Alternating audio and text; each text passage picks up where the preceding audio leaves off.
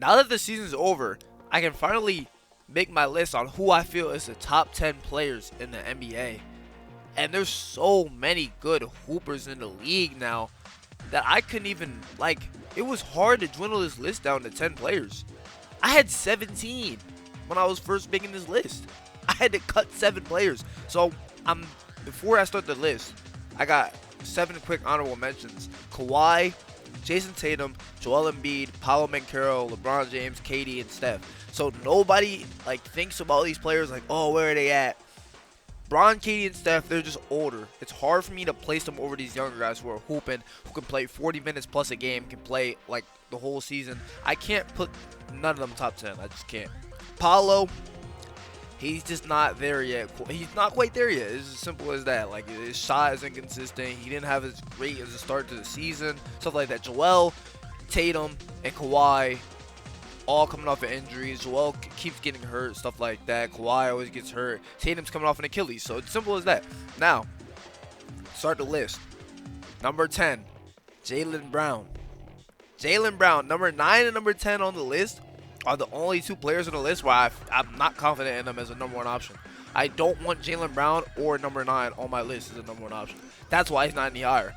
There's stats that say, yo, the team plays better when he's not on the floor. Now, that's not all his fault. He's around just a bunch of shooters that can't get to the rim.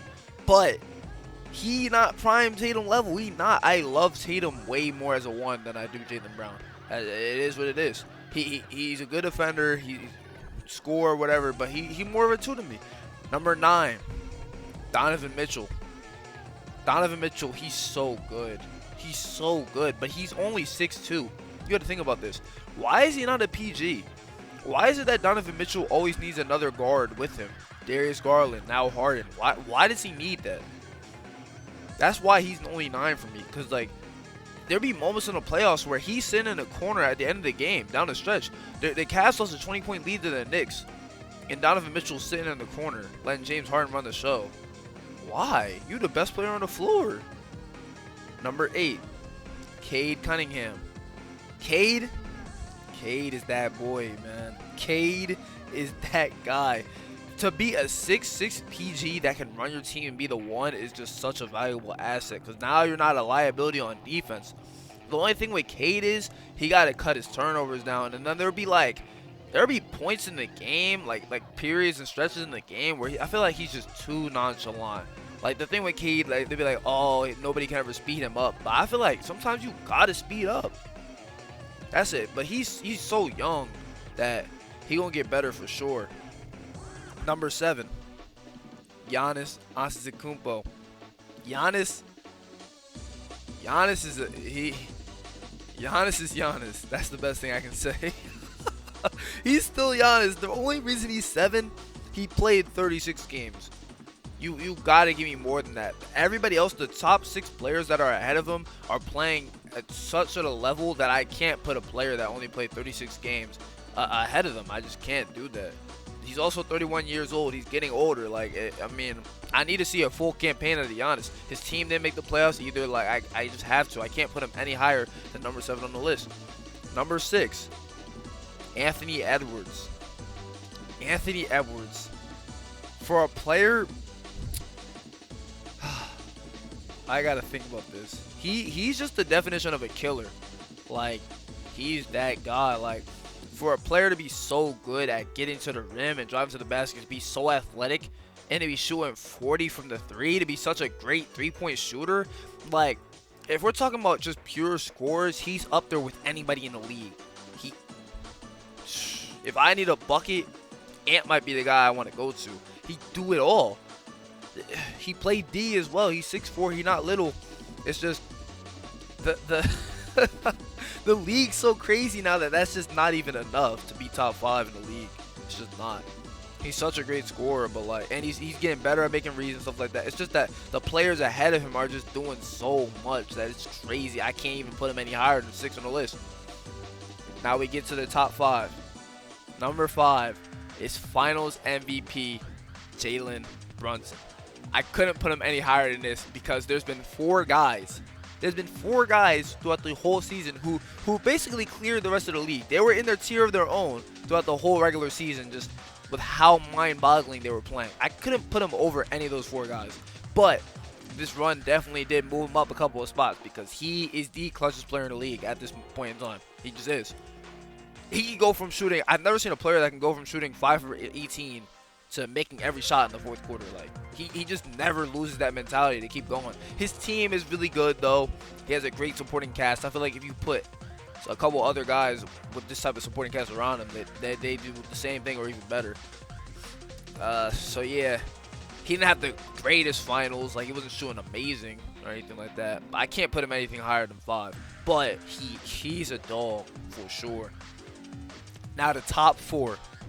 The top 4, like I just mentioned, are all guys who basically cleared the rest of the league in the regular season. It was really a 4-man race for MVP. But until one guy got hurt. And that guy, number 4 on the list, is Luka Doncic. I can't put him any higher than 4 on the list. I simply can't. He averaged 33, 8, and 7 on the year. And I still can't put him over 4 on the list because of his injuries. I can't. He just gets hurt at the most inopportune time. It's been 2 years in a row now where he's dealing with injuries towards the end of the year. Last year he was able to play through it. This year he couldn't. He's in better shape or whatever. It was just unfortunate. He didn't play in the playoffs. I can't.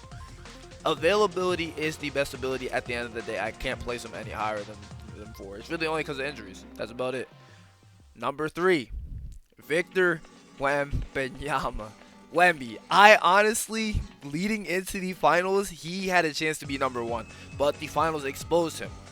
He's simply at number 3 for the defensive end of the floor. I've never seen a player with such an impact on the defensive end of the floor than Victor Wembanyama. It's not close. He's the best defensive player I've ever seen in my life, and it's not close. He literally can be on a team, and guards don't even have to be good at defense. They can just funnel players into Wemby, and they'll be scared to shoot. He can just stand there. He has defensive gravity, like Steph. It's like Steph, but on defense.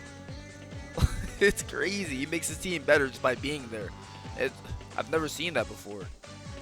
But the finals just exposed him. Like offensively, he's just not there yet. He struggles getting into the paint, getting the areas he needs to get. He struggles getting easier buckets, stuff like that. He needs to get a little stronger. It's like the best comparison I can make. It's like watching 07 Bron go crazy. Like doing some stuff you've never seen before, going on a crazy run against the Pistons. But then you see him play like the Spurs, and you like, oh, he still got flaws in this game. He's not at Kobe's level yet. That's what Wemby is right there. He like the 07 Bron. This was like his 07 Bron finals. I think he gonna bounce back from this. Number 2 on the list is between SGA and Nikola Jokic. They've been battling for MVPs for what, 3 years now at this point. Been 1 and 2. They're clearly the top 2 players in the league. There's no getting around it. But which one do I think is better? Number 2 on the list for me is Nikola Jokic. Jokic is just a one-of-a-kind player. Simple as that.